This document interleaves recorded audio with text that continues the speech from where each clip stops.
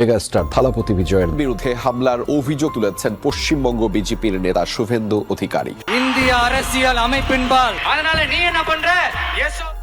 বাংলা মদ খাও আর জয় বাংলা বলো। এই শুভেন্দু অধিকারী বলে বলে ঝাঁটার বাড়ি খাবে 2026 এর পরে। বিজেপি সেই গুন্ডাটা কই ও বেশি মস্তান হয়ে গেছে। স্লোগান একটাই, শুভেন্দু বাইরে আসো তবেই বুঝবো কেমন বাপের বেটা। ওনাকে একটু বাইরে আসতে বলুন, ওনাকে একটু মাটিতে দেখুন তবে তো বুঝবো বাপের বেটা। হনুমানের নেতা শুভেন্দু গাড়ি কে ভেঙেছে? আমি বাইরে থাকলে আমাকে মারতো। ওর এবং ওর বাবা ওই দুজনকেই মারবো। দর্শক, আপনারা দেখতে পাচ্ছেন যে পশ্চিমবঙ্গে গরু কোরবানি নিষিদ্ধ করে মসজিদে আজান বন্ধের হুমকি দেওয়ায় এই মুহূর্তে কিন্তু পশ্চিমবঙ্গের জনতা বিজেপি নেতা শুভেন্দু অধিকারীকে গণধোলাই দিচ্ছে এবং জুতা।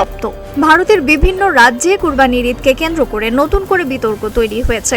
বিজয় এবার শুধু বিবৃতি দিয়েই থেমে থাকতে চান না, বরং তিনি নিজে মুসলিমদের পাশে দাঁড়িয়ে কুরবানির আয়োজনেও অংশ নেওয়ার সিদ্ধান্ত নিয়েছেন। কুরবানিতে গরু কাটা বয়কট লেখা পোস্টার নিয়ে রাস্তায় নামলেন একদল মুসলিম। পোস্টারে আরো লেখা আইন সবার ঊর্ধ্বে। সেই পোস্টার নিয়ে রীতিমতো মিছিল করেন তারা। এক মিছিলকারী বলেন, আমাদের রাজ্য সরকার গরু কোরবানি নিষিদ্ধ করেছে। দীর্ঘদিন ধরে আমরা গরু কোরবানি করে আসছি, কোনো সরকার নিষিদ্ধ করেনি। ভারতবর্ষের সংবিধান সবচেয়ে বড়, আমরা সংবিধান আইন মেনে চলবো। আসসালামু আলাইকুম প্রিয় দর্শক, ভারতের শুভেন্দু অধিকারী ভারতে কুরবানি এবং ঈদের নামাজ বন্ধ ঘোষণা করার সাথে সাথে মানুষের তুপের মুখে পড়ে বারবার হামলার শিকার হচ্ছেন। এমন কিছু গুরুত্বপূর্ণ ভিডিও দেখাবো যা দেখে রীতিমতো অবাক হবেন। হিন্দুরা পর্যন্ত তাদেরকে ছাড় দিচ্ছেন না। এবার যেন ক্ষমা পেয়েও শেষ রক্ষা হলো না বিজেপি সরকার এবং নরেন্দ্র মোদী শুভেন্দু অধিকারীর। লাইক করে না। মেগাস্টার থালাপতি বিজয়ের বিরুদ্ধে হামলার অভিযোগ তুলেছেন পশ্চিমবঙ্গ বিজেপির নেতা শুভেন্দু অধিকারী। இந்திய அரசியல் அமைப்பின்பால் அதனால நீ என்ன பண்ற? ভারতের রাজনীতিতে এবার শতাব্দীর সবচেয়ে বড় চমক এবং ভূ রাজনৈতিক ভূমিকম্প।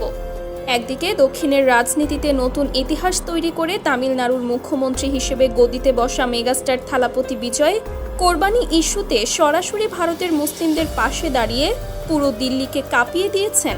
আর ঠিক অন্যদিকে পশ্চিমবঙ্গের গদিতে বসে থাকা মুখ্যমন্ত্রী শুভেন্দু অধিকারী মুসলমানদের শায়েস্তা করতে গিয়ে এবার নিজের পাতা ফাঁদেই চরমভাবে আটকা পড়েছেন।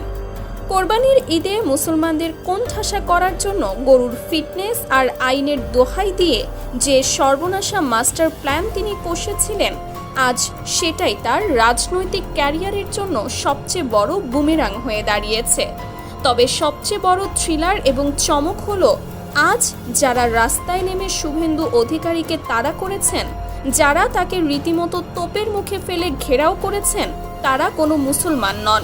তারা হলেন পশ্চিমবঙ্গের খোদ কট্টর হিন্দু কৃষক, ডেইরি ফার্মের মালিক এবং কোটিপতি চামড়া ব্যবসায়ীরা। হ্যাঁ দর্শক, শুনতে অবিশ্বাস্য লাগলেও এটাই আজকের ভারতের সবচেয়ে রূঢ় এবং এক্সক্লুসিভ বাস্তবতা।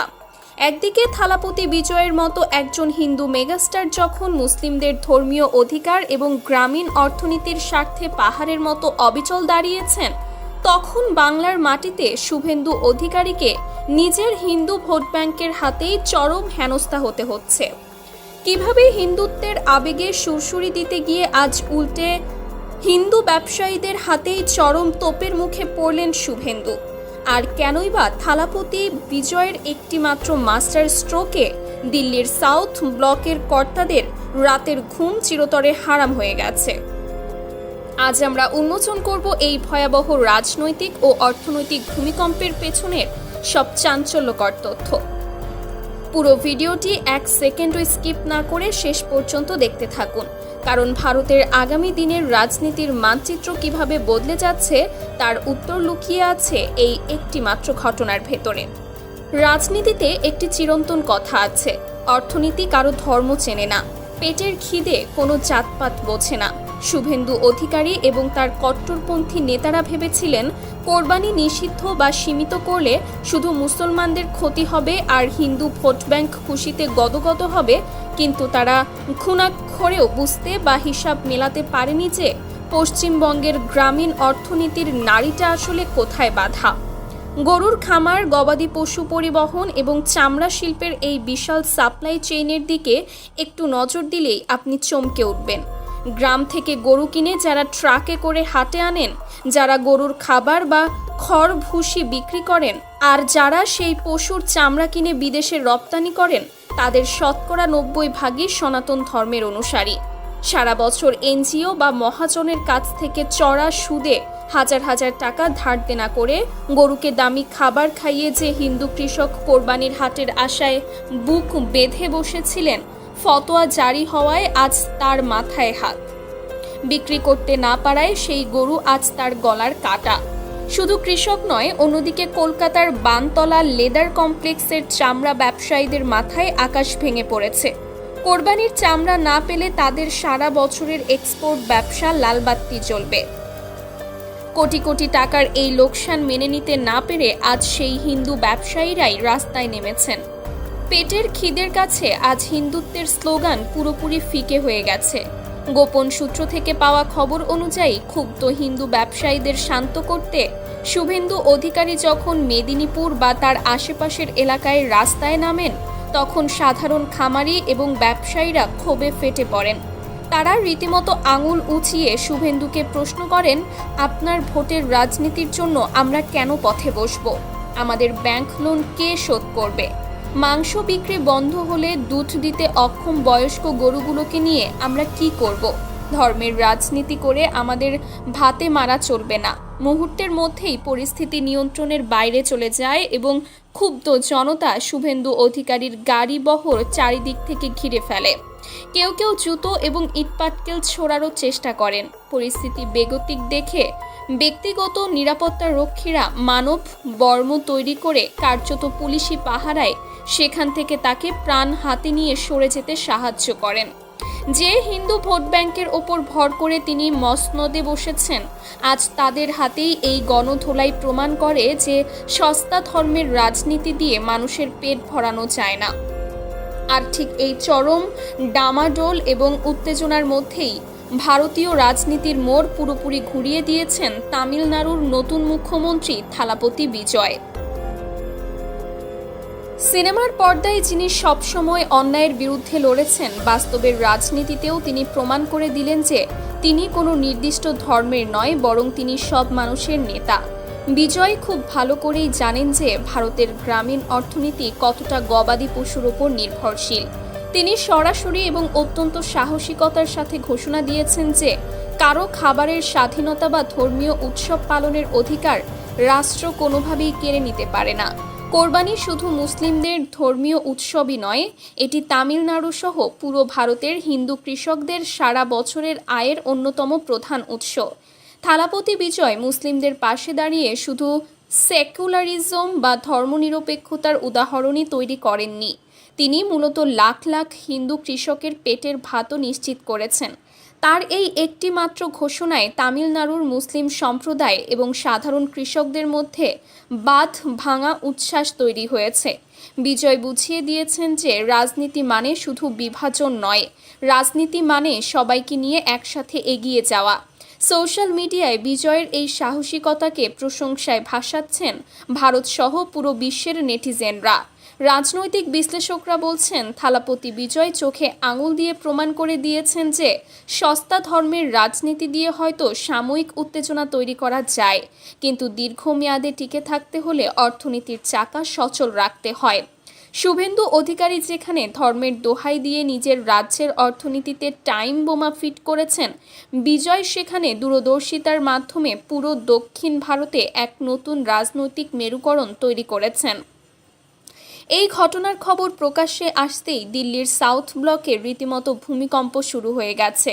খোদ মোদি প্রশাসন নাকি শুভেন্দু অধিকারীর এই চরম হঠকারী সিদ্ধান্তে অত্যন্ত বিরক্ত, কারণ যে হিন্দু ভোট ব্যাংকের ওপর ভর করে তারা টিকে আছে, আজ সেই হিন্দু ব্যবসায়ীরাই যদি রাস্তায় নেমে বিজেপি নেতাদের তাড়া করতে শুরু করেন, তবে তাদের অস্তিত্ব চরম সংকটে পড়বে। উত্তর ভারতের রাজনীতিতে এমনিতেই ফাটল ধরেছে, আর এখন পূর্ব ভারতেও যদি নিজেদের ভোট ব্যাংক বিগড়ে যায়, তবে 2029 সালের নির্বাচনে তাদের ভরাডুবি নিশ্চিত।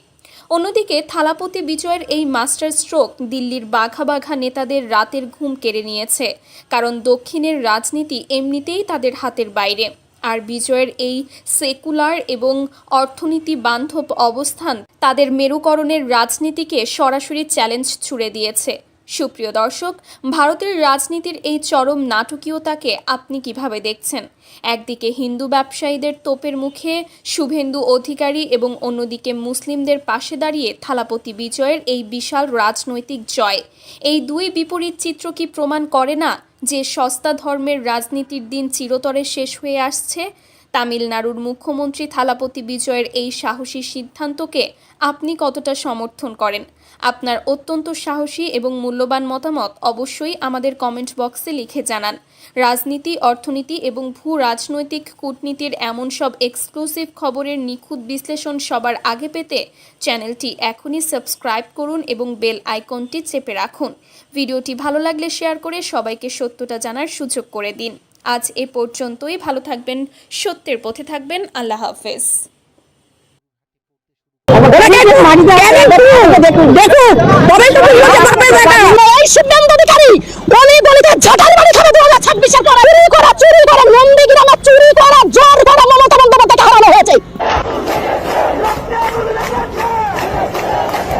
বাংলার রাজনীতিতে আবারও বড়সড় ঝড় তুলেছেন বিজেপি নেতা শুভেন্দু অধিকারী। এবার তার বাড়ির সামনে হিন্দু ও মুসলিম মহিলাদের ব্যাপক বিক্ষোভ। স্লোগান একটাই, শুভেন্দু বাইরে আসো, তবেই বুঝবো কেমন বাপের বেটা।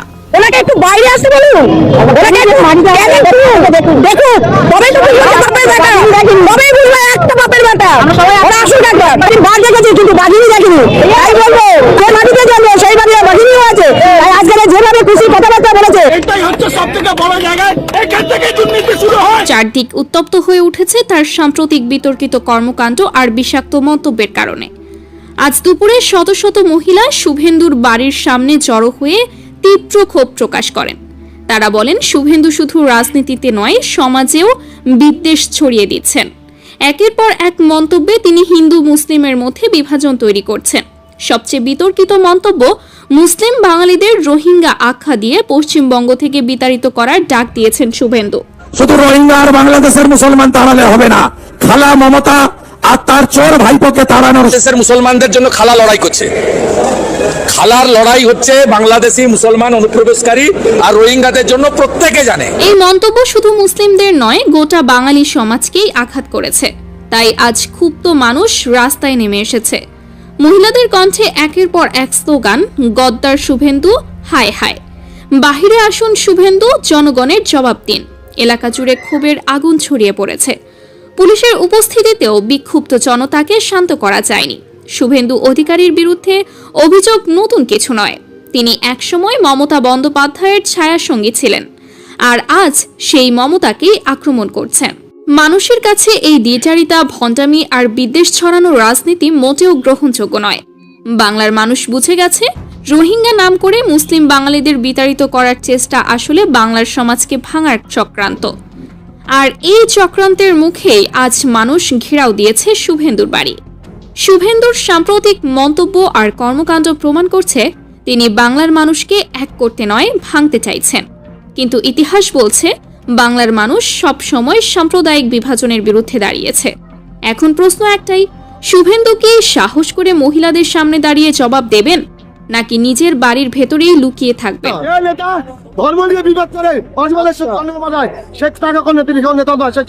শুভেন্দু অধিকারীর সাম্প্রতিক বক্তব্যে অনেকেরই মনে হয়েছে তিনি প্রতিদিন নিয়ম করে গোবর ও গোমূত্র পান করেন। তার মুখে প্রায়শই শোনা যায় হিন্দু হিন্দু বলে চিৎকার আর চেঁচামেচি। আর সেই উগ্র আওয়াজের নিচে চাপা পড়ে যাচ্ছে দেশের সংখ্যালঘু মুসলমানদের উপর নির্যাতনের বাস্তবতা। পুলিশ সামলে যান, ধর্ম সম্বন্ধে জ্ঞান আছে, আমি সনাতন সনাতন।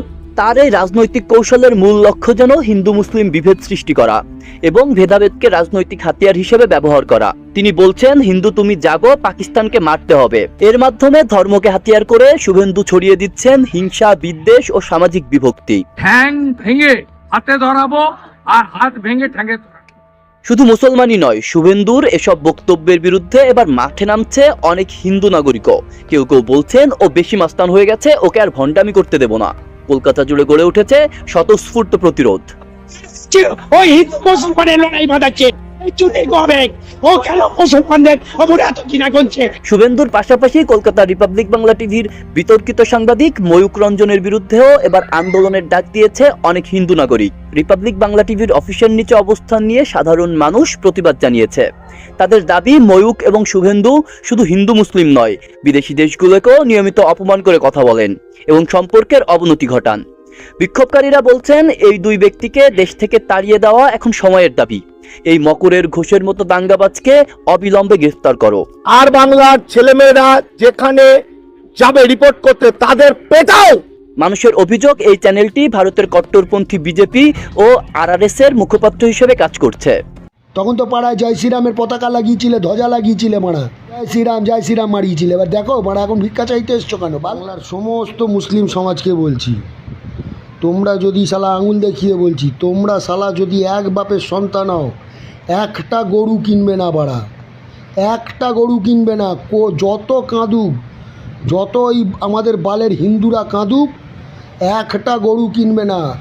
তাতে ইসলামের কিছু এসে যায় না গরু কুরবানি না দিলে। আমি যতটুকু পড়াশোনা করেছি, ইসলামের কিচ্ছু এসে যায় না। গরু না খেলে, গরু কুরবানি না দিলে কিচ্ছু এসে যায় না। যে মুসলমান ভাই বোনেদের বাড়িতে গরু আছে তারা চাষ করো, 14 বছর পর রাস্তায় ছেড়ে দাও, দূরে কোথাও নিয়ে গিয়ে হিন্দু পাড়ায় ছেড়ে দাও, হিন্দুদের জমির ওপর ছেড়ে দাও, বাড়া ক্ষেত খবর খেয়ে নিক। একটা গরু কিনবে না মুসলিমরা, যদি এক বাপের সন্তান হয়ে থাকো। এই কথা বললাম।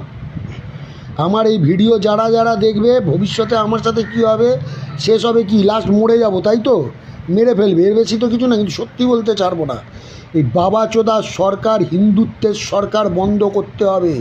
এ দেশ সেকুলার, এ দেশ হিন্দুর, এ দেশ মুসলমানের, এ দেশ খ্রিস্টানের, এ দেশ শিক্ষিতের। অশিক্ষিত আনপাড় গাওয়ার গোবরখোর মুচখোরেদের দেশ নয়। এ দেশ আব্দুল কালামের দেশ, এ দেশ নেতাজির দেশ, এ দেশ স্বামী বিবেকানন্দর দেশ, রাজা রামমোহন রায়ের দেশ, টিপু সুলতানের দেশ, ঔরঙ্গজেবের দেশ। এত দূর বললাম। এই দেশ তোমার দেশ, এই দেশ আমার দেশ, ভারতীয়দের দেশ, সেকুলারদের দেশ, ধর্মনিরপেক্ষতার দেশ। দেশ সবার, ধর্ম যার যার। এই ধর্মের ওপর আঘাত করতে গিয়ে কত মানুষের ক্ষতি করছে। যেভাবে রেলের হকার থেকে শুরু করে সমস্ত খেটে খাওয়া মানুষের ওপর এই বিজেপির সরকার শুভেন্দু আক্রমণ করছে, এর জবাব দিতে হবে। 5 বছর সহ্য করো, 5 বছর পর একটা গরু কিনবে না যদি বাড়া এক বাপের বেটাও। আর হিন্দু কাচোদা গালাগালি দিয়ে বলছি, হিন্দুদা যারা যারা রাম রাম করে ওই গাঁড়মারানিদের পদ্ম ফুলে ভোট দিয়েছিলে, এখন কেন কাতর আবেদন করছো, এখন কেন কাঁদছো? ভোট দেওয়ার বেলা মনে ছিল না 2 তারিখ আর 29 তারিখ? তখন তো বলেছিলাম তৃণমূলকে সরাতে গেলে, তৃণমূল আর বিজেপির হাত থেকে বাঁচতে গেলে একমাত্র বামপন্থীদের ভোট দাও। বামপন্থীদের কোথাও 10,000 ভোট দিয়েছো, কোথাও 15,000 ভোট দিয়েছো, সর্বোচ্চ 41,000 49,000 ভোট দিয়েছো। প্রিয় দর্শক, সম্পূর্ণ ভিডিওটি দেখলেন, বুঝতে পেরেছেন ভিডিওটি অত্যন্ত গুরুত্বপূর্ণ। আমরা ব্রেকিং নিউজ, তাজা খবর, আপডেট এবং সকল আপডেট গুলাই আপনাদের মাঝে শেয়ার করে থাকি। তাই লাইক, শেয়ার, সাবস্ক্রাইব করে আমাদের সাথেই দেখুন। আসসালামু আলাইকুম রহমতুল্লাহ।